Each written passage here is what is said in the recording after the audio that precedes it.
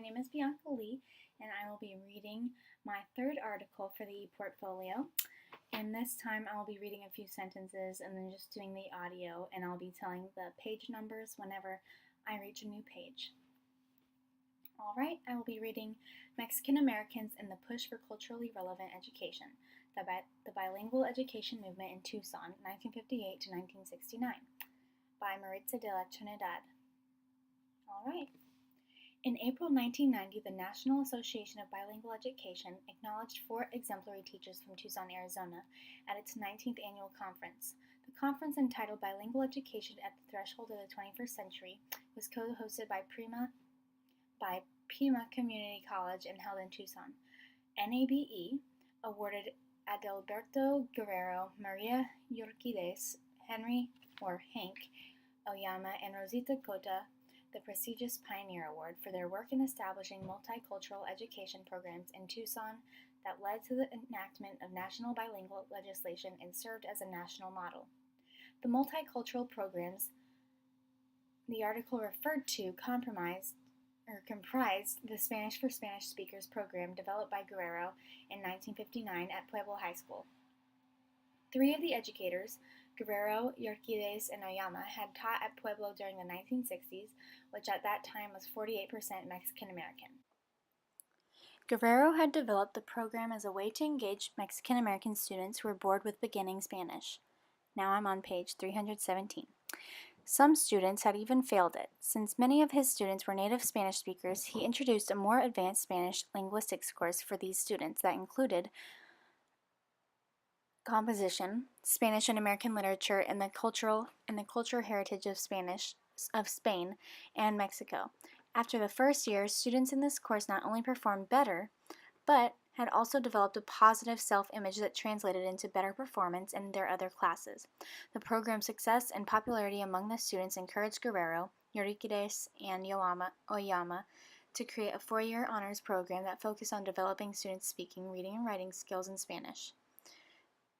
By 1965, the program won national acclaim when Pueblo was designated as Pacemaker School, one of 45 nationwide, by the National Education Association and Parade magazine. On January 2, 1968, 3 years after Pueblo won the Pacemaker Award, President Lyndon B. Johnson signed the Bilingual American Education Act, also known as the BEA, as Title VII of the 1965 Elementary and Secondary Education Act. The BEA marked a significant watershed in the history of Mexican American education because it focused national attention on the educational plight of a population that up to this point in time had been an invisible minority. Since its enactment, professional educators, researchers, and other observers have analyzed the impact of the BEA, and some have documented the history, merits, and controversies of bilingual instruction in the United States. Given that educational success is touted as the best vehicle to improving one's social and economic mobility, why has bilingual education become so controversial? James Crawford argues that the Bilingual Education Act reserved our 200-year-old tradition of laissez-faire toward language.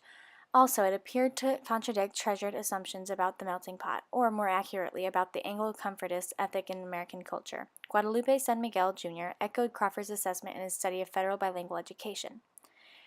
The enactment of the Federal Bilingual Education Act of 1968 culminated the initial phase of contemporary activism that originated in the beginning of the decade when language specialists, professional educators, non-white language minorities, and minority civil rights advocates began to agitate for improved educational opportunities for Mexican Americans. These groups, with their multiple perspectives and orientations, rejected the dominant assimilationist philosophies and discriminatory structures undergirding education and policy in this country. San Miguel further asserts that the BEA initiated a new phase of ethnic and race relations in the history of American public schooling that soon polarized Americans along the lines of language, culture, ethnicity, and pedagogy. This polarization, rooted in the tensions among assimilationists, pluralists, and culture nationalists, fomented ongoing debates and the merits of providing native language instruction or any form of bilingual education to non-English speaking pupils. Now I'm on page 318. Critics not only viewed such instruction as divisive and anti-American, they also failed to consider its pedagogical view. Nevertheless, bilingual education programs flourished, particularly in the Southwest, as federal funds were provided to support programs for students and teachers under the BEA throughout the 1970s, 1980s, and even the 1990s. By the late 1990s, however, critics and skeptics succeeded to some extent in challenging the effectiveness and merits of bilingual education as debates culminated in the passage of anti-bilingual initiatives in California, Arizona, and Massachusetts. In 1998, California voters approved Proposition 227. In 2000, Arizona voters passed Proposition 203, and in 2002, Massachusetts voters approved Question Number 2. These initiatives worked to preclude and severely limit public schools' ability to provide instruction in a language other than English in these states. Despite the demise of bona fide bilingual education programs, educators continue to develop new programs and pedagogical methods to effectively teach both English dominant and Spanish dominant students and help them achieve academic success in all subjects. This has especially been the case in predominantly Hispanic districts with a high percentage of Spanish-speaking English language learners, such as El Paso Independent School District and Isleta Independent School District in El Paso, Texas, and Far San Juan Alamo Independent School District in the Rio Grande Valley. These school districts developed and implemented successful dual language enrichment programs that provide instruction in both English and Spanish, with the goal of graduating students who are fully bilingual and bicultural. Given the important role that the BEA has had in the education of Mexican origin and other minority pupils, combined with the current demographics indicating the significant growth of Spanish-dominant Latino students in schools across the, now I'm on page 319, Southwest and elsewhere, exploring the circumstances that led to its enactment warrants attention. First, it allows us to look back at the role Mexican-American teachers, community leaders, and other like-minded individuals had in supporting and advocating for bilingual education to address the issues affecting low academic performance among Mexican origin students. Second, it also allows us to examine historical models of present-day culturally relevant, culturally responsive programs such as dual language enrichment that employ students' cultural capital, i.e., their native language, ethnic background, home culture, and experiences, in their pedagogical methods and curricula. Tucson was an important hub of grassroots activism in the push for native language and bilingual instruction during the 1960s. This essay focuses on the collective efforts of local teachers such as Maria Lloriquez, Adalberto Guerrero, Rosita Cota, Henry Hank Oyama, and other educational leaders in promoting bilingual education and their motivations for doing so. Throughout their work, they countered pedagogical practices and programs that had historically hindered the academic success of Mexican origin students. Moreover, they aided the passage of the BEA throughout their advocacy at the local, state, and national levels. I argue that Mexican Americans in Tucson advocated for bicultural education as a culturally relevant means of achieving educational equity.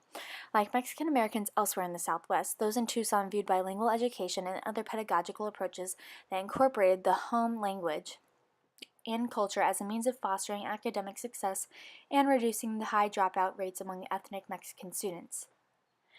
They also sought to empower the student and foster in him a pride in his Spanish-speaking culture and Mexican origin.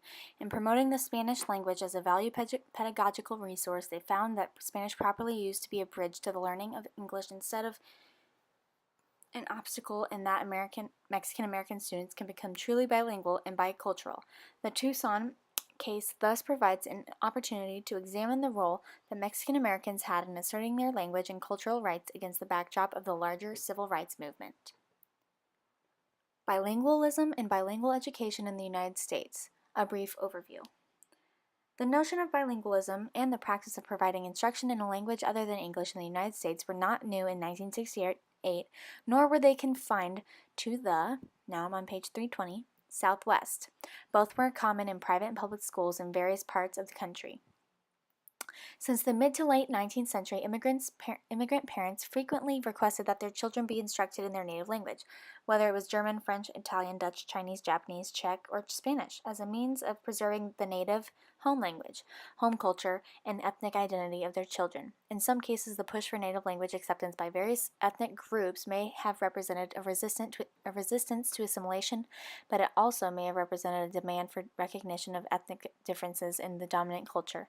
German German immigrants in various locations who demanded that their children be instructed in their native language did so because they wanted the children to maintain their German culture and identify while learning English. In the mid-1830s, William Harris, superintendent of St. Louis schools and later U.S. Commissioner of Education, believed that national memories and aspirations, family traditions, customs and habits, moral and religious observances cannot be suddenly removed or changed without disastrously weakening their personality. His support for native language instruction and bilingual school was echoed in Pennsylvania, Illinois, Maryland, Massachusetts, Iowa, Kentucky, Ohio, Missouri, Minnesota, and Nebraska.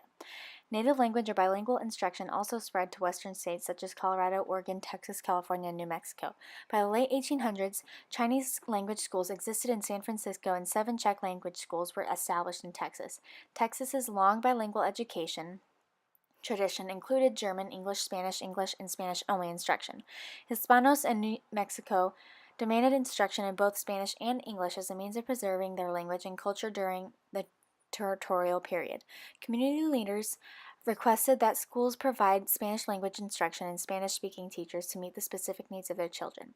The onset of the First World War, however, led to the dismantling of foreign language programs as nativism and the melting pot theory took root during the height of the progressive era.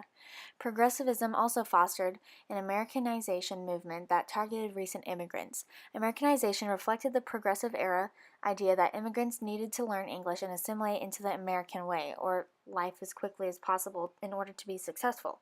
Given the fear of radicalism which led to the Red Scare of 1919, another goal of Americanization was to ensure that the immigrants would become loyal American citizens, since many progressive educators believed that maintaining one's native language and home culture undermined so-called Americanization and viewed it as a threat to national security. Anti-bilingualism and anti-bilingual education legislation mandating English-only instruction emerged in many states. And now I'm on page 321. Despite English-only laws, various forms of bilingual education continued in the Southwest beyond the Progressive Era. During the 1930s, Mexican Americans in Texas, especially those who believed in maintaining the Spanish language, challenged English-only laws. They demanded that Spanish be taught in the public schools for 2 reasons. 1, to meet the needs of Spanish-speaking Tejano students and to promote a better understanding. And 2, to promote a better understanding and acceptance of Mexican Americans in the state. New Mexican educators also embarked on a movement to preserve Hispano culture and Spanish language during this period in order to ensure educational equity for Hispanos. Educational leaders Lloyd S. Tyerman and George I. Sanchez led statewide efforts to improve educational outcomes for Spanish-speaking children by supporting and promoting various forms of bilingual bicultural education. The Second World War marked a positive shift in attitudes towards bilingualism and foreign language acquisition and instruction. In Texas, for example, demands for Spanish-only classes for all students and bilingual instruction for Spanish speakers increased during the war. The demands fell in line with Roosevelt's creation of the Good Neighbor Commission in 1943 to promote friendly diplomatic relations between Mexico and the United States. Moreover, in 1941, E. Marles, a teacher and administrator from Corpus Christi, helped the Texas state legislature pass a bill allowing a Spanish language curriculum at the elementary school level using a model created by Marles himself. Marles opined that bilingual competence is an integral part of developing knowledge of the cultural aspect of the Spanish and English languages and the fostering of an appreciation of the reflection of these peoples and their contributions to our American heritage. Military officials also recognized that the importance of knowing more than one language when troops were sent overseas and could not communicate with non-English speaking populations, compelling the military to establish language schools for military personnel.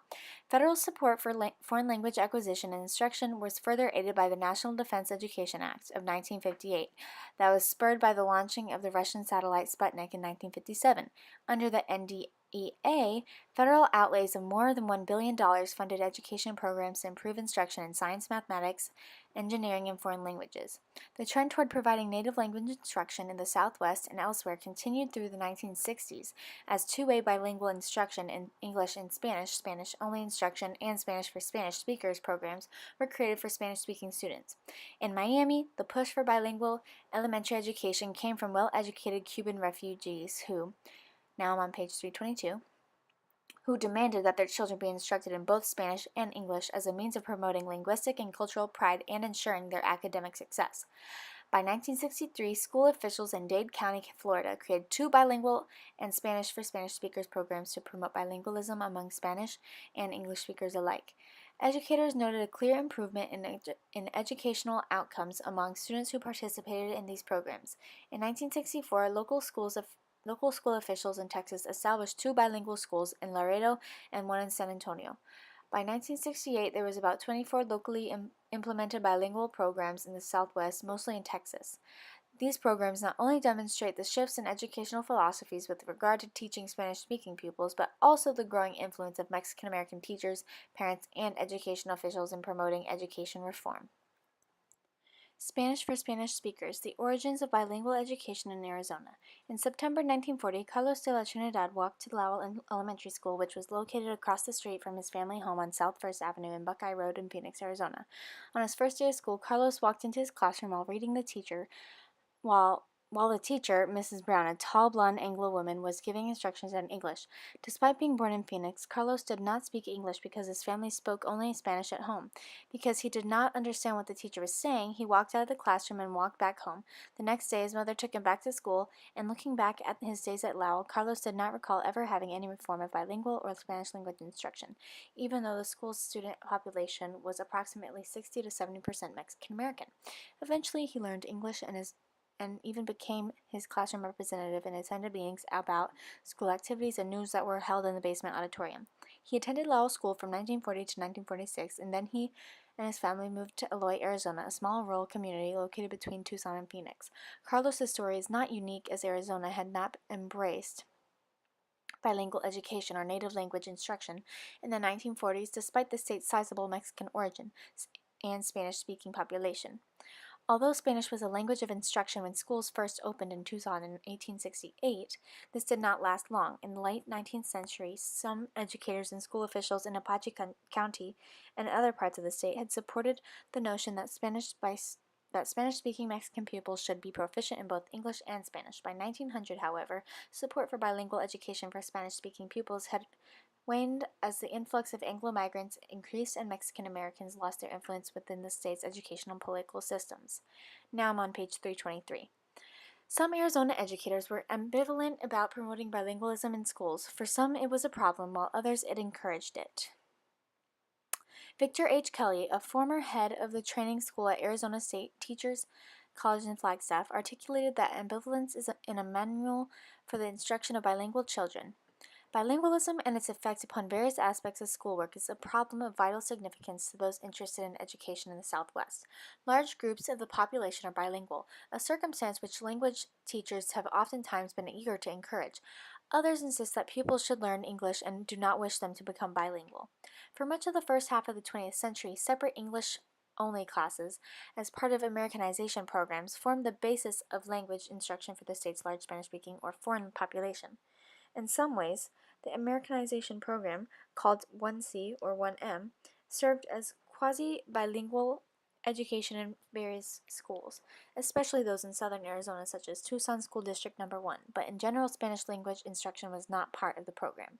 By the mid-1950s, some local educators began to question the logic behind long-standing Americanization programs and pedagogical approaches that endorsed an English-only and Eurocentric curriculum in public schools, given the fact that many schools served predominantly Mexican-origin students. Some teachers viewed pedagogical practices that sought to Anglicize ethnic Mexican children by forbidding them to speak Spanish as both educationally and psychologically harmful. Those who taught in predominantly Mexican schools realized that the native language instruction and culturally relevant curricula were missing from the students' educational experience. One of those educators was Maria Lloriquez, a longtime teacher in Tucson public schools. By 1955, she realized the toll that the no Spanish rule had taken on Mexican-origin students' psyche, motivation, and academic performance. In a taped interview, Lloriquez recalled how she became to realize the contradictions within the school curriculum in respect of language, stating, I realized what we were doing to them. Something struck me and I said, here we are. We used to punish kids at Davis School. We told them they couldn't speak Spanish, that they had to learn English, and then we turn around and give them Spanish in high school.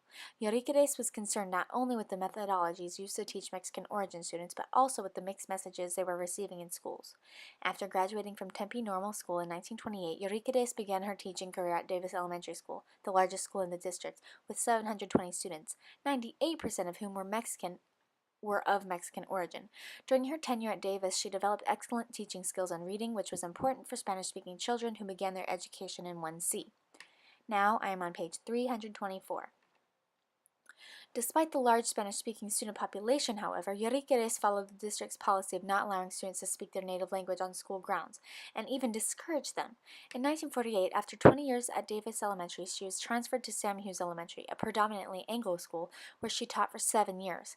It was at Sam Hughes that she observed differences between the Davis and Hughes learning environments, including attitudes towards school and the quality of education, classrooms, school grounds, and buildings. For years, Yoriqueres contended with the poor educational conditions at Davis, spending countless hours making sure that her students had food, clothing, and school supplies, painting classrooms, and planting trees to enrich her school's learning environment. Sam Hughes made her realize that the role that poverty played in the performance among Mexican American pupils.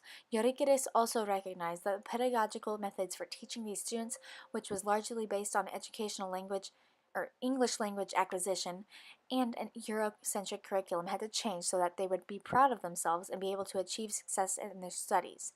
They had to be proud of who they were, their culture, and their language. Teaching at Sam Hughes helped her realize the benefits of teaching children from a multicultural perspective after she introduced Spanish and aspects of Mexican culture into her lessons to enrich her curriculum and the students' learning experience, which yielded a positive response from her students. Yoriqueres' tenure at Hughes was a turning point in her teaching career because it helped her realize what was missing from the educational process of all children, the culture and the language indigenous to Tucson, which was her own culture. Yoriqueres was no stranger to educational activism or civic work. She had participated in the campaign to desegregate Arizona schools as an active member of the Alianza Hispanoamericana and Tucson Council for Civic Unity. In 1950, she was also a member of the Governor's Committee for the White House Conference for Children and Youth. By 1955, she had served on several boards and committees and was a member of several professional associations, including the Tucson Education Association, the Arizona Education Association, and the National Education Association. That same year, Principal Albert D. Brooks, principal of Puebla High School, recruited her to teach at the newly opened school, which at the time was 70% Mexican American. Now I'm on page 325. She accepted his offer and went to Pueblo because she believed in the new school's philosophy that each child, regardless of race or ethnic background, would be given an opportunity to become a leader. As an English teacher and counselor at Pueblo, Yoriqueres began to change the methods used to teach Spanish-speaking students, particularly the practice of compelling these students to abandon their native language in order to become English proficient. Although she believed it was important that her students became proficient in English, she did not believe that it had to come at the expense of the native language. In fact, she realized the important connection between low Spanish proficiency and English test scores. Yoriqueres believed that low academic performance and test scores among Mexican origin students was tied to the teaching methods used to teach these students, their lack of Spanish proficiency, and the lack of cultural and linguistic pride.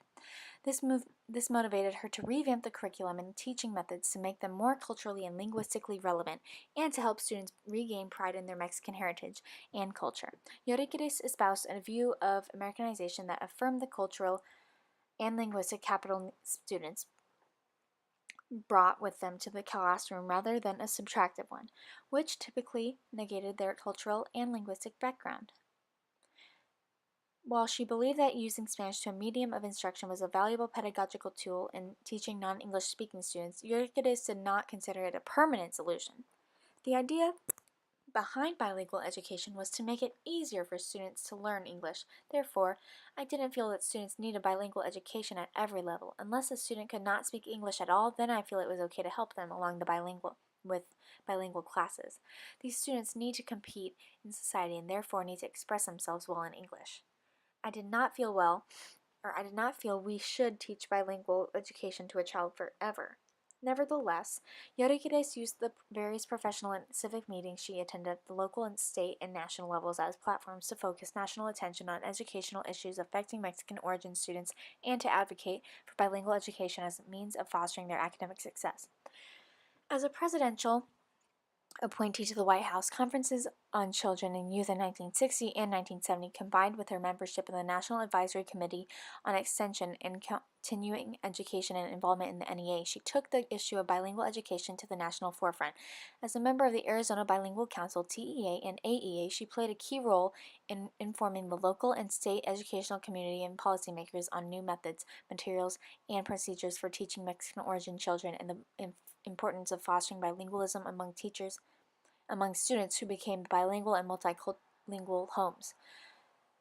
It was through her involvement in the NEA, however, that she became acquainted with Monroe Sweetland, a legislative consultant with the West Coast Regional Office of the NEA. Now I'm on page 326. This relationship would prove to be central and led to the initiative that would become national legislation in support of bilingual education. In 1958, Enriquez met Alberto Guerrero through Ralph Estrada, the president of the Alianza Hispano-Americana, a local Mexican-American organization. Guerrero, who was born in Bisbee, Arizona, and had graduated from the University of Arizona's College of Education, had joined Pueblo's faculty that year. Guerrero also believed in the value and importance of cultivating Spanish language skills among Mexican American students based on his own experience and awareness that language is closely tied to self-image and academic performance. Crediting his parents with instilling in him and his siblings a love for learning and respect for their history, language, and culture of their native Mexico and the United States, Guerrero believed that his Spanish language proficiency and cultural pride in his ethnicity and heritage were important factors in his academic success. Since Bisbee schools and the Americanization classes, 1C, he knew the plight that Mexican origin students face in the school system based on his own experience. I was one of the 30 students in an immersion class. Most of us didn't even complete the 8th grade. I know of only 2 that graduated from high school. He also noted that those students who had attended high school and were academically successful, including himself, were those who knew the history and culture of Mexico, as well as the United States. Guerrero's personal experiences with language and culture thus shaped his views on educating Mexican origin students. For him, the Spanish language and Mexican culture were not handicaps or deficiencies, but educational assets, a philosophy incorporated into his profession as a teacher. Therefore, when he started teaching at Pueblo, he wanted to impart to his students the same positive sense of self and security that came from knowing one's heritage and culture. As a Spanish language instructor at Pueblo, Guerrero observed that native Spanish-speaking Mexican-American students became bored with traditional Spanish classes that were designed for elementary students. Since many Mexican-American students were either semi-bilingual or fluent Spanish speakers, Guerrero requested a homogeneous class in order to cultivate their Spanish language skills and expand their communication skills by providing a curriculum that would help them hone their reading, writing, and oral skills in Spanish. Guerrero believed that these students could and should become fully bilingual and biliterate, which would also boost their self-confidence and their academic abilities. Now I am on page 327. Guerrero's educational philosophy countered the subtractive model of Americanization that governed educational practices for Spanish-speaking ethnic Mexican students, which viewed their Mexican culture as a deficiency and their Spanish language as a handicap. He believed that Spanish-speaking students brought valuable educational skills based on their home language and culture, and thus developed a program in 1959 of advanced Spanish language courses designed for students who spoke and understood Spanish. The goal of his Spanish for Spanish speakers courses was to give Mexican American students a better command of Spanish grammar and expose them to Spanish language literature. Another goal of these advances courses was to provide students with a more challenging academic program geared toward the specific language skills and knowledge they brought from home. Guerrero also wanted to provide students with a better understanding of their cultural heritage in order to improve their self-image and help them become bicultural and biliterate. Spanish and Mexican culture, literature, art, history, music, plays, and theater were integral components of these courses. This program provided a culturally relevant curriculum to help students connect to the subject material and instill pride in their cultural and linguistic heritage and help meet their academic needs, something that was not encouraged by the regular curriculum. With help from the colleague Henry Hank Oyama and the support of Maria Yorigueres and other Pueblo High teachers, the initial classes evolved into a full-fledged honors Spanish for Spanish speakers program that offered 4 years of progressive Spanish language courses with a history, culture, and literature component that enabled native Spanish speakers to become completely bilingual, biliterate, and bicultural. Oyama, who had been one of the Euriquedes' students when he attended David Elementary School, also believed in the importance of teaching Spanish to Mexican origin students regardless of their Spanish speaking skills. Oyama, also a native of Tucson, was of Japanese descent, but was fluent in Spanish because his mother had been raised in Mexico and spoke Spanish. As a Spanish speaker himself and a product of a Mexican cultural environment, Oyama was more Mexican than Japanese because of his cultural upbringing. Oyama's background proved beneficial of his work as a teacher because he could communicate and relate to Mexican American students. After serving in the Army, he attended the UA and began his teaching career at Stafford Junior High School. Now I am on page 328. In 1955, he too was recruited by Albert Brooks to teach Spanish at Pueblo High School, where he joined Guerrero in teaching Spanish for Spanish speaking classes. By 1968, Oyama was the project director of the Foreign Language Department at Pueblo, which housed the Spanish for Spanish speaking program. As a member of the Education and Spanish for Spanish speaking program committees and the Tucson Mexican American Unity Council, Oyama continued to oversee the Spanish program and advocated for the inclusion of Spanish courses in elementary and secondary schools with significant numbers of Mexican origin students. He became a staunch advocate of Mexican Americans and bilingualism and believed all students would benefit from bilingual education. Guerrero and his colleagues noted a significant improvement in this academic performance and enthusiasm among the students who took the classes for native Spanish speakers. Despite the positive results yielded by Guerrero's program, however, it also had its critics. Some Mexican American parents questioned the practice of segregating their children into separate classrooms for the purpose of instruction. Because the district already had a program that segregated their children based on the linguistic differences, parents were skeptical about separating Mexican origin students for instructional purposes. Some parents also alleged the program was determined because it kept children Mexican. Recognizing these concerns, Guerrero invited parents into his classroom to observe the class and his teaching methods in order to dispel some of the misconceptions of anxious parents. He quelled much of the criticism after parents and other members of the community gained a better understanding of the purpose and goals of the program and how it improved academic achievement among the students who took part in the program. Because of the program's success, Spanish for Spanish speakers programs spread to other districts. In 1961, a similar program was implemented at Sunnyside High School in Tucson's south side. Maria Luisa Vega, a high school Spanish teacher at Phoenix Union High School, who was originally from Mexico, modeled her Spanish language course after Pueblo High School's course. It also focused on improving reading, writing, and speaking in Spanish and included Spanish and Mexican literature, history, and culture. The program was so popular among Mexican American students that the school had to hire a second teacher to accommodate the increased enrollment in the program for 1962 fall semester. Now I'm on page 329. Within 2 years, Pueblo had gained widespread acclaim for its innovative teaching methods and educational programming that promoted academic success in large minority student population. Pueblo's curriculum emphasized individualized instruction rather than group assignments and focused more on English, reading, science, business, and interactive projects. The school's success was attributed to the principal Albert Brooks, who handpicked his faculty when the school opened in order to create a high school designated to meet the needs of all students. In 1965, the NEA and Parade magazine awarded Pueblo the Pacemaker Award for leading the way in secondary education. The school was recognized for its Spanish for Spanish speakers program, consumer math team, electronics program, teaching humanities, and social studies curriculum, which was rewritten by faculty members to reflect Native American culture and Spanish-Mexican influences in Arizona, all designed to make the student feel personal pride in his cultural heritage. One observer stated that one can say of Pueblo as a few other American secondary schools that it offers a first-class education essentially unrelated to the child's future status.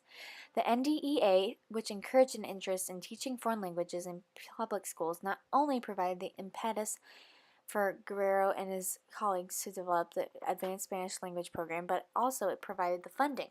The program became a model for development of other language sequences at Pueblo and other schools. By 1967, Pueblo also had programs in Spanish, German, French, and that allowed students to become proficient in these languages and to learn the culture, music, and dances of their respective countries. Between 1959 and 1969, the numbers of programs aimed at teaching Spanish and other foreign languages for students at all grade levels increased significantly. In August 1962, Tucson's school board approved an experimental television teaching program for fifth graders who wanted to learn a foreign language. The program was to begin in October of that year. Students would be released from their regular curriculum for 20 minutes, 5 days a week, to participate in the Yo Hablo Español series taught by Rosita Cota, another Tucson educator. Cota, born in Cananea, Sonora, Mexico, had taught for 6 years in an elementary school there and 6 years at Davis Elementary in Tucson.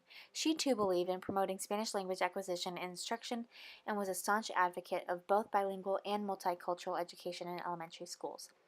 Now I'm on page 330. For Cota, it was important to recognize that Hispanic culture was a heritage shared by all Hispanics who were born in the greater Southwest and those who became later. She became a well-respected educational leader as demonstrated by her appointment by President Nixon in 1969 to the first National Advisory Committee on Mexican-American Education. Cota was responsible for bringing several experimental Spanish language instruction programs to elementary school children in the community at large, such as Yo Hablo Español, a videotape series that was aired in 1962 to 33 elementary schools by KUAT-TV, the public television station in Tucson. The program included topics on Mexican history to promote interethnic and intercultural understanding. This experimental series was a product of the Foreign Language in Elementary Schools program, which was implemented by the district after the school board recommended that all elementary schools provide conversational Spanish classes beginning in the 3rd grade, 2nd year Spanish, and the 4th grade and advanced Spanish classes through the 6th grade. The recommendation was a response to parents and teachers who requested that foreign languages be taught at elementary school at a school board meeting in 1961. The foreign language program was modeled after established programs in El Paso, Texas, and California. The district also considered offering programs in Chinese, Japanese, Russian, Arabic, French, and Italian. It is not clear, however, whether or not these programs were actually implemented. Cota also directed Chiquintines, Little Children, a bilingual program for children between the ages of 4 and 7 to promote interethnic understanding and cultural pride among the various ethnic groups of the community. For Cota, the bilingual multicultural television project teaches awareness of self-pride in one's neighborhood and lifestyle and of understanding of other cultures and races. The program, which was produced by the UA's Department of Radio and Television, enjoyed widespread appeal in Arizona and the neighboring Mexican state of Sonora. The UA's College of Education also fostered Spanish language instruction by expanding its pre-service elementary and secondary education programs to prepare students to teach Spanish as a foreign language, Spanish and English in bilingual settings, English as a second language, and Spanish for Spanish speakers. Now I'm on page 331. It sponsored several conferences, workshops, summer language institutes, and student-teacher exchange programs. From 1960 to 1964, Renato Rosaldo and head of the UA's Romance Languages Department, operated an intensive Spanish language summer program in Guadalajara, Mexico to provide advanced language instruction for students interested in teaching Spanish to Spanish speakers. Funded by a grant for the Carnegie Foundation, the program attracted mostly Anglo students from the UA and other schools across the country who were interested in improving their Spanish language skills. Students lived with families in Mexico and followed a program of study that included composition and conversation, contemporary Mexican literature, Mexican culture and manners, a seminar on Mexican affairs, and a tour of Mexico. The program was designed to promote intercultural understanding and improve teacher-student relations in schools with significant Mexican-American populations. By 1969, it evolved into a new program aimed at improving the quality of education for Mexican-American students by creating a more culturally and linguistically relevant learning environment for these and other Spanish-speaking pupils in the United States. The new program, which was funded by the U.S. Department of Health, Education, and Welfare, was a cooperative effort between the UA and Tucson School District No. 1 to improve teacher preparation among Mexican-American teachers. According to Charles Olsted from the UA, the program was designed to attract and give preference to native speakers of Spanish in the Southwest. Nurturing the professional development of Mexican-American teachers was a fundamental change from earlier institutes. The venue was changed from Guadalajara to Tucson to focus on the Mexican-American experience and culture in the United States and include local community members. In some ways, the program was more of a leadership institute that focused on improving Spanish language proficiency and pedagogical methods and fostering a positive ethnic identity and self-image among Mexican-American Chicano teachers. Some of the institute's teaching staff and speakers were active in the Chicano movement, which fostered discussions of issues facing Mexican-Americans and ways to promote social change. The teaching staff included high school and university teachers such as Adalberto Guerrero, Henry Oyama, Arminio Rios, Octavio Romano, Charles Olstad, Dolores Brown, and Robert Anderson, all of whom had extensive experience in working with Mexican American students or knowledge about teaching Mexican American culture, literature, and bilingual education. In 1963, Guerrero began his university teaching career after Rizaldo recruited him to teach Spanish at the UA. The following year, Dr. Paul Allen, an assistant dean, Dr. Herbert B. Wilson, an associate professor at the UNA College of Education, and Guerrero collaborated with officials from the University of Sonora, the Normal School of Sonora, and the Sonora State Department of Public Instruction to initiate an intentional student-teacher exchange program to promote cross-cultural understanding and enhance language teaching. Students from Tucson spent 5 weeks in Hermosillo teaching English and Mexican school children, observing classes, and learning about the Mexican school system. Now I'm on page 332. Mexican student teachers, meanwhile, spent 5 weeks in Tucson teaching Spanish to English-speaking students and observing Tucson schools. Program leaders hoped that exchange would not only help students in the United States enhance their language and teaching skills, but also give them better understanding of Mexican culture and family life. Karen Joseph, a student teacher who participated in the program in June 1965, did so for the precise reason. My reasons for going were to teach and to do better understanding of our neighboring culture. My responsibility was to my students, my only concern to teach effectively. Moises Canales, rector of the University of Sonora, expressed his vision for the program. The underlying spirit of education, universal as to its ends, has suffered with time lamentable fragmentation, particularizing in its accordance with the social, ethical, and political structures of each country. For a really unified national education as a goal, we must keep in mind that its sole possibility resets upon a genuine knowledge of men, their institutions, and the phenomena affecting the plurality of interests that we know as a community. In 1965, the UA's Olstad held the Bilingual Education Institute, a summer workshop for teachers of bilingual students in the Southwest with the financial support from the NDEA. This institute was more of a linguistics conference to discuss ideas and collect materials related to teaching bilingual students. The workshop was also designed to help Spanish for Spanish speakers and ESL teachers improve their teaching skills. That same year, Guerrero established a Spanish for Spanish speakers program at the UA. By 1965, teaching, learning, and speaking a foreign language seemed to be elevated to a new level of respect, as evidenced by the number of programs introduced at the elementary, junior high, and high school levels in form to support bilingual education. Educator Elton Hawking reflected this when he said the teaching of foreign languages as such is rapidly becoming the province of schools rather than of higher education. For some educators, it made sense to introduce language instruction in the elementary grades since they believe that children learn languages with greater sense and ease than adults. Mexican American teachers demonstrated their support for bilingualism by forming organizations such as the American Bilingual Council, Arizona Association of Mexican American Educators, and Tucson League for the Public Schools. Now I am on page 333. While funding from the NDEA aided the development of programs to improve teacher preparation to teach Spanish and other foreign languages at all levels, the Elementary and Secondary Education Act provided funds to develop teacher resources and classroom technology to improve educational outcomes for teachers and students from low socioeconomic status families. The educational and political atmosphere wrought by the Cold War, President Johnson's war on poverty, and the Civil Rights Movement had created the conditions for additional national legislation for support, develop, and expand bilingual education programs. The Invisible Minority, The Road to the Bilingual Education Act of 1968. The passage of the ESEA in 1965 underscored the federal government's concern regarding the unequal conditions of schools in poverty-stricken or low-income areas and provided extra funding under this act to improve educational programs. That same year, Maria Yoriquez and Monroe Sweetland, the West Coast Regional Director of the NEA, discussed ways to better meet the educational needs of Mexican American students in Tucson's public schools. Sweetland knew the NEA had funding for innovative programs in secondary schools, and Yoriquez told them about Pueblo High School's programs and her desire to improve Mexican American education. While she believed Pueblo's Spanish for Spanish speakers program provided a good model for new pedagogical approaches at the high school level, perhaps there were more innovative methods being used elsewhere in the Southern West. After requesting funds from the NEA, Yoriquez received $2,000 to organize a survey team that would tour the 5 southwestern states and observe and evaluate educational programs aimed at teaching Spanish-speaking students. The team included Enriquez's chair, Adalberto Guerrero, Paul Allen, Martina Garcia, Rosie Dakota, Henry Ayama, and Paul R. Stereth. During their tour of southwestern schools, they visited 3 elementary schools and 1 high school in Laredo, Texas, and another in San Antonio, 2 high schools in Albuquerque, New Mexico, an elementary school in Pecos, New Mexico, a junior high school in Merced, California, an elementary school in Pueblo, Colorado, Pueblo High School in Tucson, and Phoenix Union High School in Arizona, and a high school in El Paso, Texas. The NEA published the results in a reported report entitled The Invisible Minority, Pero No Visibles, report of the NEA Tucson survey on the teaching of Spanish to the Spanish-speaking in 1966. The report highlighted issues that led to high dropout rates among Mexican American students, such as poverty, low academic skills, culture and linguistic immigration, language barriers, psychological trauma, poor self-image, and other obstacles that hindered their academic success. Now I'm on page 334. The team recommended that structured bilingual programs be designed for Spanish speakers that included courses taught in English and Spanish, English as a second language, and a curriculum that promoted proficiency in reading, writing, and speaking that Spanish language from kindergarten to high school. The team also recommended that the number of native Spanish speakers teachers be increased in schools with significant numbers of Mexican origin students to provide role models for these students.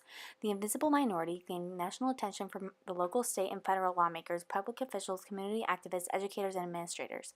The report's fame was particularly heightened after the NEA and the Committee on Civil and Human Rights of Educators of the Commission on Professional Rights and Responsibilities sponsored a national symposium of bilingual education in Tucson in October 1966. The symposium brought together educators, administrators, researchers, and social scientists such as Julian Nava and San Fernando Valley State College and Drs. Herschel T. Manuel and Theodore Anderson from the University of Texas to discuss the various teaching programs. Among the attenders were legislators and public officials such as Senator Ralph Yarburg, Texas, Senator Joseph J. Bernal, Texas, Senator Joseph Montoya, New Mexico, Congressman Henry B. Gonzalez, Texas, Congressman Morris K. Udall, Arizona, and Bruce Garter of the United States Department of Education. Senator Yarborough was so impressed by both the conference and the NEA's report that after the conference, he introduced legislation that would institute and expand bilingual education programs by providing federal funding. Senator Ralph Yarborough introduced a bill that was drafted by two members of his staff, Alan Mendel and Jean Godley, along with Monroe Sweetland, Guadalupe Anguino, and Armando Rodriguez. Congress passed the bill as an amendment to the ESEA. The BEA was passed after hearings were held in May and June of 1967. Among those from Arizona who testified in the 1967 hearings were Adalberto Guerrero, Senator Paul Fannin, and Monroe Sweetland. Guerrero began his testimony in Spanish to demonstrate the perplexity and discomfort students felt because they did not understand the language. He told his audience that this is precisely what happens to many of our students when they enter school, and certainly you people are intelligent, as many of our students are intelligent when they enter school. Now I'm on page 335. He described the issues Spanish-speaking students struggle with and explained that one type of instruction was not adequate for all students given the diverse abilities of non-English-speaking students. Senator Fannin argued that promoting bilingualism among Spanish-speaking students via bilingual education was a sensible way of improving their educational outcomes given the historical problems they suffered in public schools. Sweetland testified about the dire need to increase the number of specifically trained teachers and teacher aides to support non-teaching tasks, tutorial programs, and liaisons other than social workers to improve communication between Spanish-speaking families in the schools, as well as the inclusion of Spanish-language books in public school libraries. Other representatives supported the legislation because they also had constituents who spoke languages other than English. President Johnson signed the BEA as part of his War on Poverty legislation at the height of the Civil Rights Movement. The act was intended to provide funding for the development of innovative programs to address the educational needs of non-English and limited English-speaking children from poor families. Legislators focused on the issue of providing compensatory education to promote English language acquisition rather than Spanish language and cultural retention. Legislators were most probably influenced by testimony regarding the educational plight of Spanish-speaking students rather than the benefits of bilingualism. In passing the bill, Congress recognized that children whose primary language is not English benefit through the fullest utilization of multiple language and cultural resources, and that a primary means by which a child learns is through the use of such child's language and cultural heritage. However, they understood the goal of bilingual education as promoting English language acquisition, not Spanish language retention. After the BEA went into effect, local educators moved quickly to implement bilingual education in schools and state legislation. By January of 1969, supporters of bilingual education in the Arizona legislature introduced a bilingual instruction bill into the Arizona House of Representatives. While the bill did not mandate bilingual education for non-English speaking or Mexican origin students, it stipulated that bilingual instruction might be provided to the extent deemed necessary to improve or accelerate the comprehension and speech of English language by such pupils. It, too, was mostly concerned with English language acquisition rather than using Spanish language instruction to promote culturally relevant pedagogy or language and cultural retention. The bill also provided for the hiring of additional teachers to teach bilingual classes, especially native Spanish-speaking or Mexican American teachers. Representative Tony Abril, Democrat from Maricopa County, who supported the bill, argued that using both languages would reduce the 50% dropout rate among Mexican American students who typically lag behind their monolingual English-speaking peers in school. Now I'm on page 336. In advocating for the Arizona bill, Yorigueres and Yoama requested that 6 bilingual demonstration pilot projects be established in key sites such as Douglas, Tucson, Phoenix, Flagstaff, Window Rock, and Yuma to develop bilingual programs based on best practices and research. Governor Jack Williams signed the bilingual education bill into law in April 1969, which provided $100,000 a year for bilingual instruction in the first, second, and third grades. By the autumn of 1969, Nogales School District No. 1, Phoenix Union District 210, Wilson District No. 7, and Tucson District No. 1 established pilot programs in their respective districts. Tucson was one of 76 districts invited by the U.S. Department of Education to submit a proposal for a bilingual education program. Rosita Cota and Jewel Taylor were appointed to develop and submit district proposals, which was to be used as a model. After receiving an ESEA Title VII grant, Tucson School District No. 1 implemented experimental bilingual bicultural education programs at Mission View and Dracum Elementary Schools, which were predominantly Mexican-American schools. That same year, the UA's College of Education developed resources for prospective bilingual education teachers with the help of Yorigueres, Oyama, and Guerrero. Through their experienced Teacher Fellowship Program, a group of native Spanish-speaking teachers created a model for bilingual bicultural programs and published a manual for teachers entitled Language Development Resources for Bilingual Bicultural Education, an aid to primary teachers of Mexican American children. Efforts to expand bilingual education programs in Arizona and other southwestern states were certainly aided by the passage of the BEA. Other factors may have also contributed to the expansion of programs well beyond 1969. These factors include the eventual increase in federal funding from $7.5 million to $138 million between 1968 and 1978, and the 1974 ruling in Lau v. Nichols, which strengthened the case for providing instruction in students' native language as a means of promoting equal access to educational instruction.